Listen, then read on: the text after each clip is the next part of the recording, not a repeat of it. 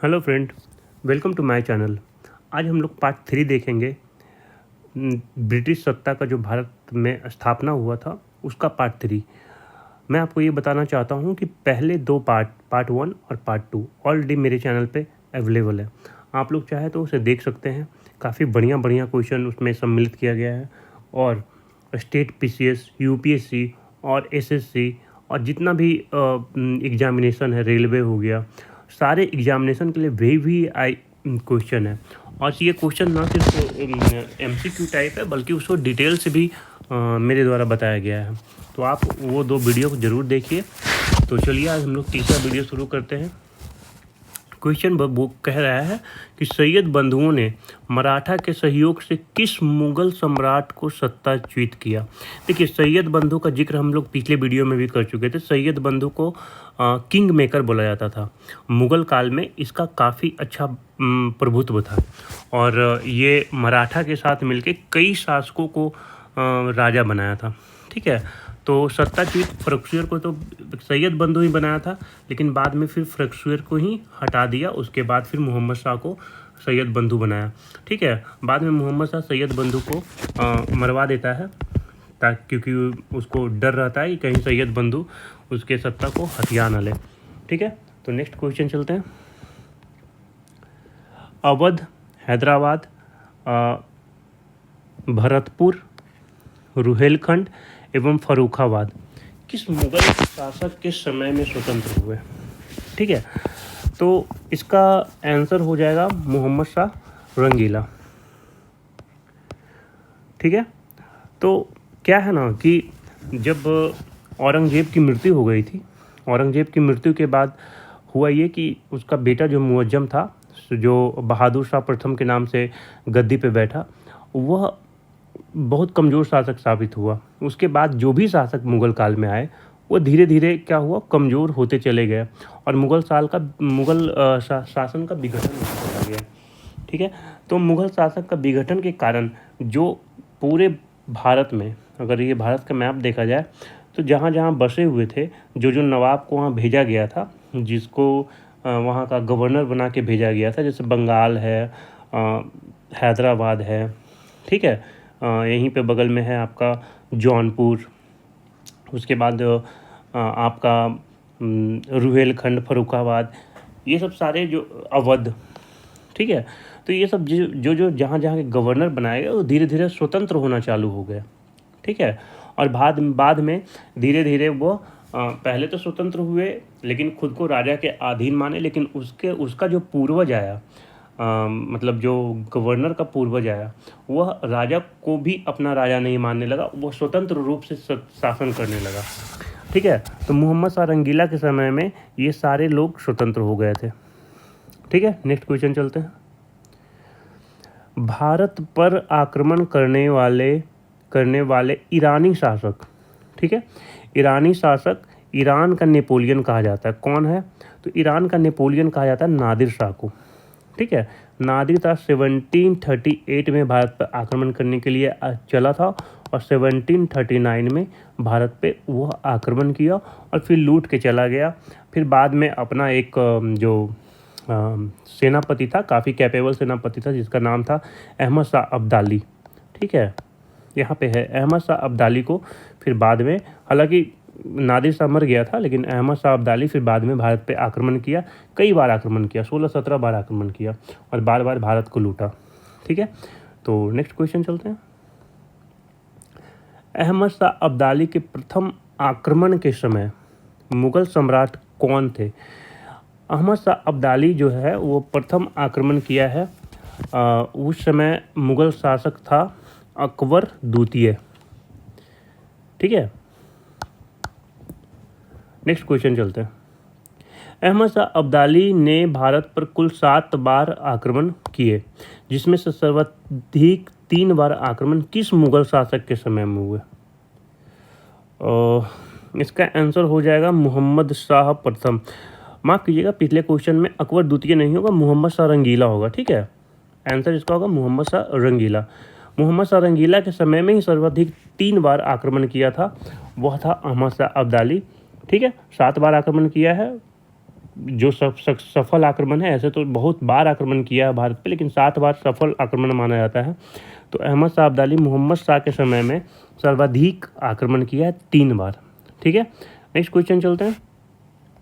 किस मुगल शासक का वास्तविक नाम अली गौहर था? ठीक है, अली गौहर जो नाम था वो शाह आलम द्वितीय का था।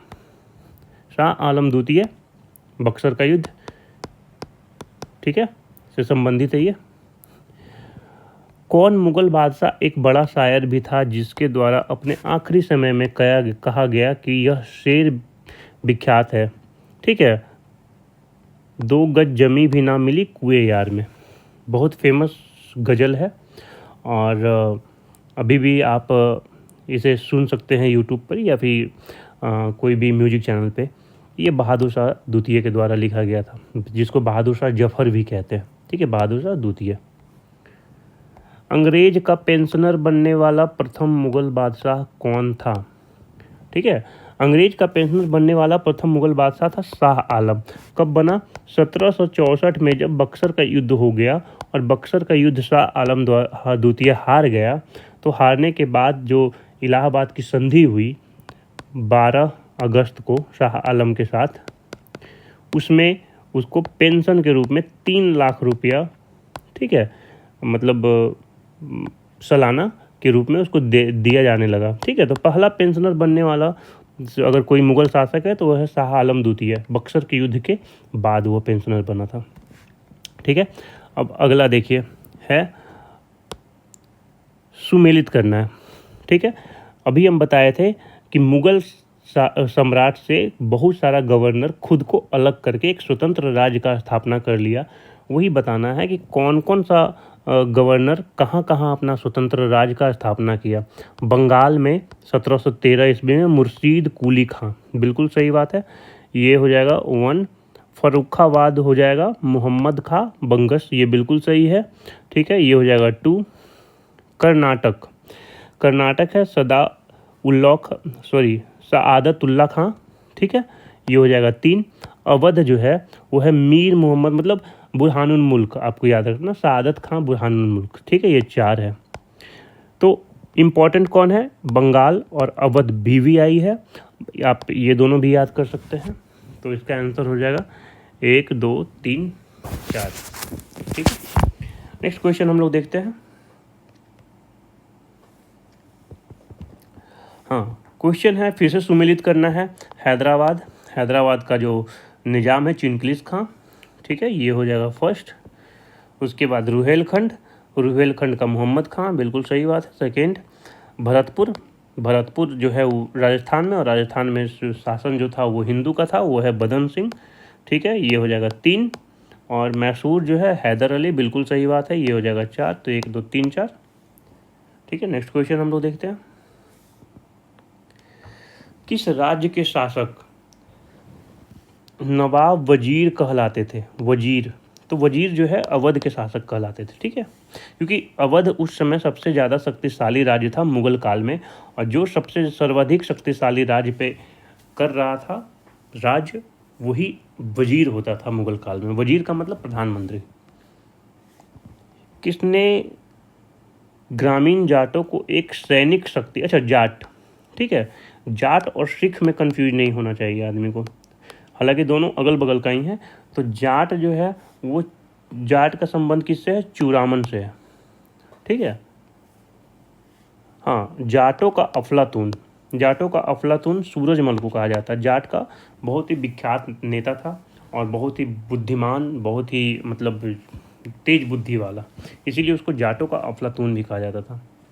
मुर्शीद कुली खां 1717 ईस्वी तथा उड़ीसा की सूबेदारी किस मुगल बादशाह से मिली?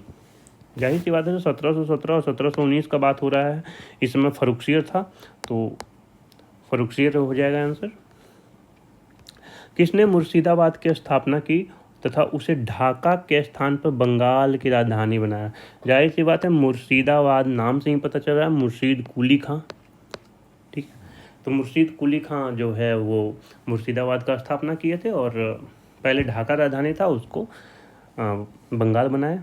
नेक्स्ट क्वेश्चन, बंगाल के शासक मुर्शीद कुली खां एवं अंग्रेजी ईस्ट इंडिया कंपनी के विवाद का सर्व प्रमुख कारण था?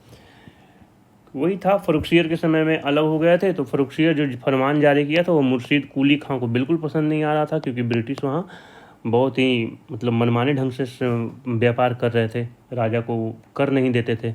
तो ऑप्शन ए होगा। किस मुगल बादशाह ने 1733 ईस्वी में बिहार की सूबेदारी बंगाल के नवाब शुजाउद्दीन को प्रदान की? 1733 का बात हो रहा है, इसका मतलब मोहम्मद शाह का बात हो रहा है, ठीक है। और शुजाउद्दीन मतलब 1733 के समय बंगाल का नवाब शुजाउद्दीन ही था, ठीक है।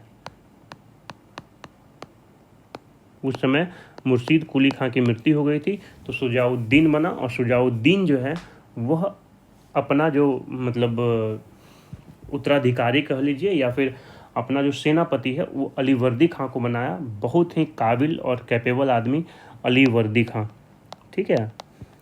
और ये आगे चल के बंगाल पे काफ़ी दिनों तक राज किए थे अलीवर्दी खां, लगभग 1756 ईस्वी तक, 1740 से। तो अलीवर्दी खां काफ़ी कैपेबल एक शासक थे। जब तक अलीवर्दी खां रहे बंगाल के नवाब, तब तक अंग्रेज बंगाल के तरफ नज़र भी उठा के नहीं देख पाता था। इतना कैपेबल शासक थे अलीवर्दी खां, ठीक है। बंगाल के किस नवाब ने यूरोपीय लोगों की तुलना मधुमक्खी के छत्ते से की, जिसे न छेड़ा जाए तो शहद देगी, यदि छेड़छाड़ की गई तो मधुमक्खियाँ काट काट कर प्राण ले सकती है? यह अलीवर्दी खां बोले थे, क्योंकि अलीवर्दी खां को पता था कि अंग्रेज जो है वह काफ़ी, उसका जो सेना है काफ़ी अनुशासित है और वह धीरे धीरे करके मतलब किसी आदमी को कमज़ोर करता है। तो अलीवर्दी खां को ये पूरी तरह से पता था, इसलिए वह मधुमक्खी के छत्ता से उसका तुलना किए थे, ठीक है। अंग्रेजों द्वारा कलकत्ता तथा फ्रांसीसियों द्वारा चंद्रनगर की किलेबंदी सुदृढ़ करने का विरोध करते बंगाल के किस नवाब ने कहा, तुम व्यापारी हो, तुम्हें किले का क्या करना है, ठीक है।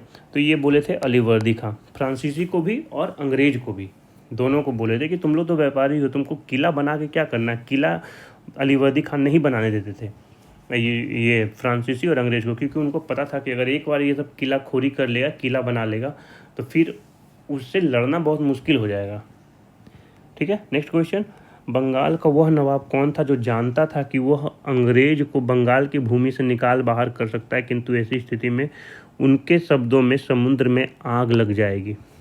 समुद्र में आग लगने का अर्थ यह है कि अंग्रेजों का जो नौसैनिक था वह काफ़ी सुदृढ़ था, ठीक है। तो उसको ज़मीन से तो, भूमि से तो बाहर निकाल सकते थे, लेकिन समुद्र से बाहर कैसे निकाले? और जो भारत का व्यापार है वो समुद्री मार्ग से ही चलता था, ठीक है। तो वह तंग करते, भारत का जितना भी व्यापार है सब समुद्री मार्ग से।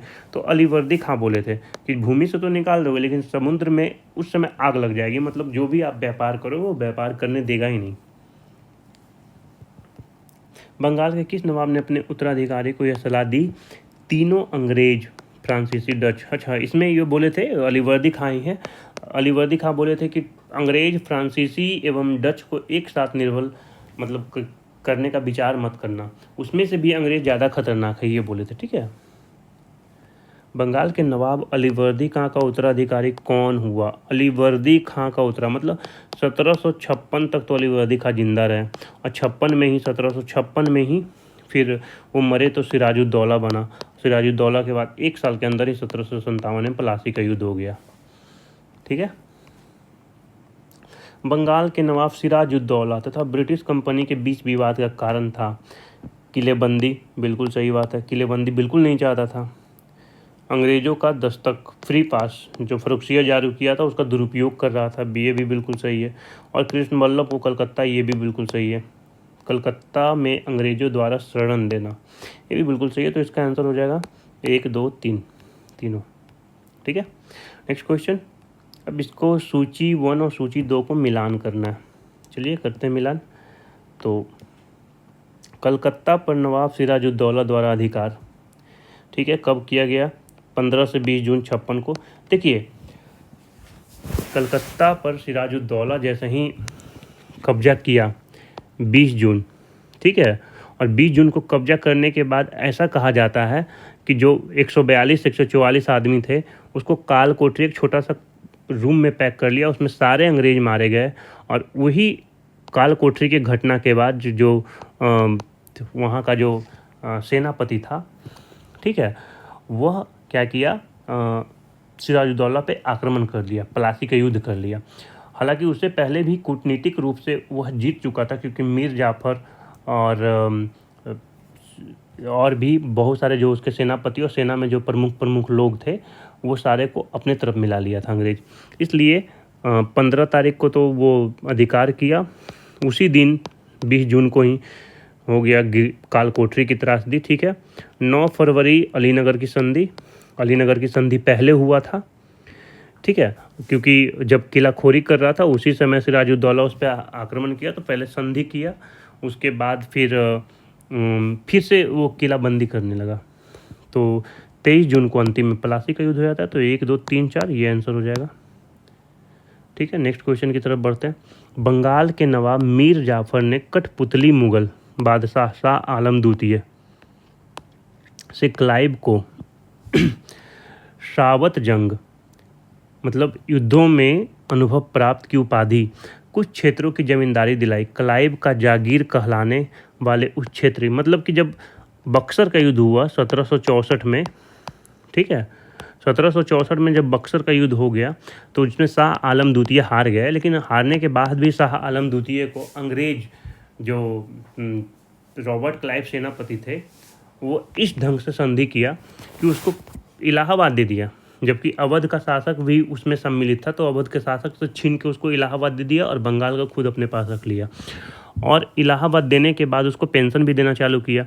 इसी से खुश होकर, क्योंकि उस समय राजा भले ही नाम का हो लेकिन था तो राजा ही, तो वो एक उपाधि दिया सावत जंग का। और क्लाइव का जागीर था 24 परगना, ठीक है। बंगाल के नवाब मीर कासिम ने मुर्शिदाबाद के स्थान पर मुंगेर की राजधानी बनाया, क्योंकि ये तो साफ साफ है। मीर कासिम, कल भी हम पिछले वीडियो में भी हम बताए थे कि मीर कासिम जो था वो बहुत ही कैपेबल था। उसको पता था कि अगर हम कलकत्ता में रहेंगे तो यहाँ षड्यंत्र का शिकार हो जाएंगे, इसलिए अंग्रेज़ों का हस्तक्षेप नहीं करना चाहता था। वो अंग्रेज़ों के द्वारा हस्तक्षेप नहीं करवाना चाहता था, इसलिए वो क्या किया, अपना कलकत्ता से मुंगेर शिफ्ट कर लिया, ठीक है। और मुंगेर में एक बंदूक की फैक्ट्री भी स्थापित की, वो भी मीर कासिम के द्वारा ही। बंगाल के किस नवाब ने ब्रिटिश कंपनी के गवर्नर को लिखा, आपके भद्र पुरुष इस प्रकार व्यवहार करते हैं कि अलीवर्दी खां के बाद, याद रखिएगा, अलीवर्दी खां के बाद अगर बंगाल का कोई, हालांकि बंगाल के बाद सिराजुद्दौला भी आया, मीर जाफ़र भी आया और भी बहुत लोग आया, लेकिन अलीवर्दी खां के बाद जो सबसे ज़्यादा कैपेबल शासक मतलब नवाब आया वो था मीर कासिम, ठीक है। और मीर कासिम ही जब भी कुछ होता था तो वो चिट्ठी के द्वारा, क्योंकि वो अपना राजधानी मुर्शिदाबाद से मुंगेर स्थापित कर लिया था, तो चिट्ठी के द्वारा वो अंग्रेज़ों को इन्फॉर्म करता था। तो इसका जवाब हो जाएगा मीर कासिम, ठीक है। बंगाल के किस नवाब ने 2 वर्षों के लिए सभी व्यापारियों के लिए समस्त व्यापारिक करों एवं चुंगियों को खत्म कर एक बड़ा असाधारण कर, हाँ अभी हम बताएं कि मीर कासिम इतना कैपेबल था, उसको पता था कि जो हमारे यहाँ के व्यापारी हैं उसको टैक्स देना पड़ता है, जबकि अंग्रेजी व्यापारी, चूँकि वो फरमान था फरुखसियर का, जिसको कहते हैं गोल्डन फरमान, ठीक है, स्वर्ण उसको कहते हैं, स्वर्ण फरमान जिसको कहते हैं, तो वो फरुखसियर के द्वारा दिया गया था। तो उससे वो क्या था, कर मुक्त था। तो उसको पता था कि इन लोग को टैक्स देना पड़ता है तो इसका दाम बढ़ जाता है, व्यापार ख़त्म हो रहा है। तो वो क्या किया कि अपने यहाँ जितना भी व्यापारी था समस्त को करों एवं चुंगियों को ख़त्म कर दिया, ठीक है। अब आप भी मुफ्त व्यापार कीजिए, ये भी मुफ्त व्यापार कीजिए। ये करने वाला शासक था मीर कासिम। नेक्स्ट क्वेश्चन देखते हैं। क्लाइव एवं मुगल बादशाह शाह आलम द्वितीय के बीच हुए इलाहाबाद की प्रथम संधि के संदर्भ में, ठीक है, शाह आलम द्वितीय को कड़ा मानिकपुर, बिल्कुल सही बात है, कड़ा मानिकपुर और इलाहाबाद दिया गया। इलाहाबाद की प्रथम संधि याद रखिएगा, प्रथम संधि का बात, इलाहाबाद में 2 संधि हुआ था रॉबर्ट क्लाइव के द्वारा, एक प्रथम हुआ था, एक द्वितीय हुआ था। प्रथम 12 अगस्त को, द्वितीय 16 अगस्त को, 4 दिनों के बाद, ठीक है। 26 लाख रुपये सालाना के बदले बंगाल, बिहार, उड़ीसा दीवानी ले लिया। बंगाल, बिहार को ले लिया, उड़ीसा को कंपनी अपने पास रख लिया, ठीक है। और हैदराबाद के उत्तर के ज़िलों में उत्तरी सरकार को अंग्रेज़ों के जागीर के रूप में मान्यता दी गई। ये भी सही है। हैदराबाद जो था उसके जो ऊपर वाला जो ज़िला था वो क्या किया कि अंग्रेज़ मान्यता दे दिया अपना जागीर के रूप में उसको। ठीक है, तो इसका आंसर होगा तीनों, 1 2 3। इलाहाबाद की द्वितीय संधि अभी बताया 16 अगस्त 1765 को हुआ। ठीक है, किसके बीच हुई? तो शाह आलम के साथ तो हो चुका था, तो हुआ अवध के नवाब शुजा उद दौला और क्लाइव के बीच में। ठीक है, पहले 12 तारीख को हुआ, 12 अगस्त को हुआ शाह आलम और क्लाइव के बीच में, 16 अगस्त को हुआ शुजा उद दौला और क्लाइव के बीच में। जबकि मज़ेदार बात यह है कि क्लाइव उस समय भारत का गवर्नर जनरल नहीं था, मतलब बंगाल का गवर्नर जनरल नहीं था। उस समय बंगाल का गवर्नर जनरल था टॉमस मुनरो। लेकिन क्लाइव संधि चूँकि पहले भी कर चुका था और काफ़ी अनुभवी था, इसलिए स्पेशल इसको संधि करने के लिए ही बुलाया गया था। ठीक है, नेक्स्ट क्वेश्चन, कर्नल क्लाइव का गधा या सियार। जाहिर सी बात है, जब सिराजुद्दौला हार गया था तो मीर जाफ़र के कारण ही सिराजुद्दौला हारा और मीर जाफ़र कर्नल क्लाइव की तरफ मिल गया था, इसलिए उसको कर्नल का गधा बोला। जो भी बोलता था वो करता था। ठीक है, कर्नल मार्शल ने कहा कंपनी के अधिकारियों का अब एक ही उद्देश्य है, जितना लूट सको लूटो, और यह कि वह सोने की ऐसी थैली जिसमें जब चाहो हाथ डाल लो। ठीक है, मतलब जब सिराजुद्दौला को हरा दिया गया, मीर कासिम बन गया कठपुतली के मीर जाफ़र जब कठपुतली नवाब के तौर पे बैठ गया तो बंगाल को लूटने का भरपूर मौका मिला। तो इसका आंसर हो जाएगा मीर जाफ़र। किसने घोषणा कर रखी थी यह अंग्रेज़ों को पहले तो अकाट से बाहर करेगा, अंततः भारत से। अकाट जो है वो कर्नाटक का हिस्सा है, ये हो जाएगा हैदर अली। ठीक है, आइए हम मैसूर वाला हिस्सा पढ़ते हैं। प्रथम आंग्ल मैसूर युद्ध 1767 से 69, बिल्कुल सही बात है। ठीक है, इसमें अंग्रेज को बुरी तरह से हार का सामना करना पड़ा। द्वितीय आंग्ल मैसूर युद्ध 1780 से 84, बिल्कुल सही बात है ये भी, और ये अनिर्णायक रहा था, अनिर्णायक। ठीक है, और तीसरा एंग्लो मैसूर 1790 से 92, ये भी सही है। मतलब पहला में मद्रास का संधि हुआ था। ठीक है, जिसमें हैदर अली और अंग्रेज के बीच में संधि हुआ। हैदर अली को बहुत कुछ मिला। मैंगलोर की संधि जो हैदर अली को मिला था आपस में बांट लिया गया थोड़ा थोड़ा करके, क्योंकि ये अनिर्णायक रहा था। और अंतिम में श्रीरंगपट्टनम, इससे टीपू सुल्तान का आधा राजपाट छीन लिया गया। तो इसका आंसर होगा ए का 1, बी का 2 और सी का 3। ठीक है, नेक्स्ट क्वेश्चन, प्रथम आंग्ल मैसूर युद्ध, द्वितीय आंग्ल मैसूर, तृतीय चतुर्थ। ठीक है, प्रथम में जनरल स्मिथ, बिल्कुल सही बात है। दूसरा में आयरकुट, बिल्कुल सही बात है। 1 2 जनरल मेडोज, बिल्कुल सही बात है। और जब टीपू सुल्तान की मृत्यु हुई स्टुअर्ट। ठीक है, तो 1 2 3 4। हैदर अली की मृत्यु 1782 में हुई। किस युद्ध के दौरान? द्वितीय आंग्ल मैसूर युद्ध के दौरान। कब से कब चला? 1780 से 84। ठीक है, 82 में हुआ, तो द्वितीय आंग्ल मैसूर युद्ध हो जाएगा। द्वितीय आंग्ल मैसूर युद्ध को बंद करने के लिए टीपू सुल्तान तथा अंग्रेजों के मध्य मैंगलोर की संधि, ठीक है, मैंगलोर की संधि 1784 में हुई, क्योंकि 1784 में ख़त्म हुआ। तो मैंगलोर का संधि किसके किसके बीच हुआ? तो ये हो जाएगा लॉर्ड मैकेनिरे। ठीक है, लॉर्ड मैकेनिरे उस समय बंगाल मद्रास का गवर्नर था। ठीक, द्वितीय आंग्ल मैसूर युद्ध के समय गवर्नर जनरल कौन था? गवर्नर जनरल का मतलब द्वितीय आंग्ल मैसूर युद्ध कब हुआ? 1784 का बात कर रहा है, जब तक ईस्ट इंडिया एक्ट आ चुका था और बंगाल का गवर्नर जनरल भारत का गवर्नर जनरल कराता था। और 80 से 84 था ना, तो हाँ, तो ठीक है, ईस्ट इंडिया आ चुका था और रेगुलेटिंग एक्ट 1773 आ चुका था। और बंगाल का गवर्नर जनरल, भारत का गवर्नर जनरल, बंगाल का गवर्नर जनरल था वारेन हेस्टिंग। ठीक है, नेक्स्ट, टीपू सुल्तान तथा कर्नवालिस के बीच 1792 ईस्वी में श्रीरंगपट्टनम की संधि हुई। बिल्कुल सही बात है। टीपू को अपना आधा राज अंग्रेजों को अभी बताए, टीपू को 3 करोड़ रुपया, ये भी सही बात है। ब्रिटिश रेजिडेंट को श्रीरंगपट्टनम में स्थापित करना पड़ा। नहीं, ये नहीं, क्योंकि रेजिडेंट तो ब्लेजली के समय में रहने लगा ना, और ये 1792 का बात है, ब्लेजली 1799 में आया, तो ये नहीं होगा। अपने 2 बेटों को बंद किए होगा, 1 2 4 होगा, ये आंसर होगा। ठीक है। टीपू सुल्तान ने अंग्रेज़ों को निष्कासित करने के लिए निम्न में से किन देशों के साथ संपर्क स्थापित किया? पिछले वीडियो में हम बताए थे फ्रांस, मॉरिशस, तुर्की, अफगानिस्तान, अरब सभी, ठीक है। दूतावास भी स्थापित किया। पिछले वीडियो में हम ये बताए थे कि नया कैलेंडर लागू किया, पंचांग लागू किया, सिक्का ढलाई किया, माप तौल का इकाई, जैकोबिन क्लब का स्थापना, स्वतंत्रता का वृक्ष, ठीक है। मतलब टीपू सुल्तान इतना कैपेबल था, बहुत सारा काम किया, इतना ज़्यादा काम किया कि मतलब उस समय के हिसाब से अपने मतलब जितना भी स्वदेशी नवाब थे उन सभी में सबसे ज़्यादा कैपेबल अगर कोई था तो टीपू सुल्तान था। बहुत ही दूरदृष्टि वाला इंसान, ठीक है। तो इसका आंसर हो जाएगा 1, 2, 3, 4।